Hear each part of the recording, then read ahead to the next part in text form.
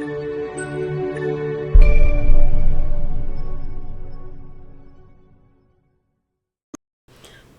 corporate training doesn't not fail because of poor content.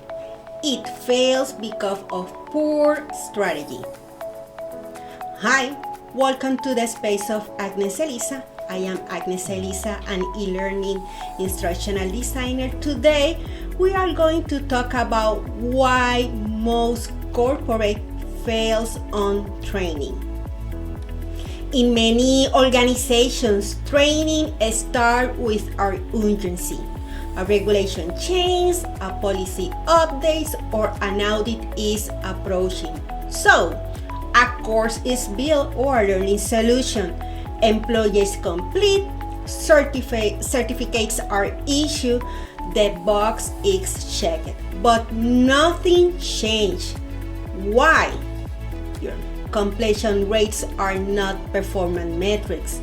If employees can pass a quiz but still struggle to apply the knowledge in real situations at the job, the learning experience was incomplete.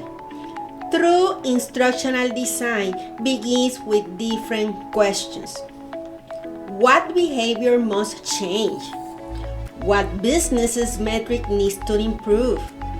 What real-world situations should learners practice?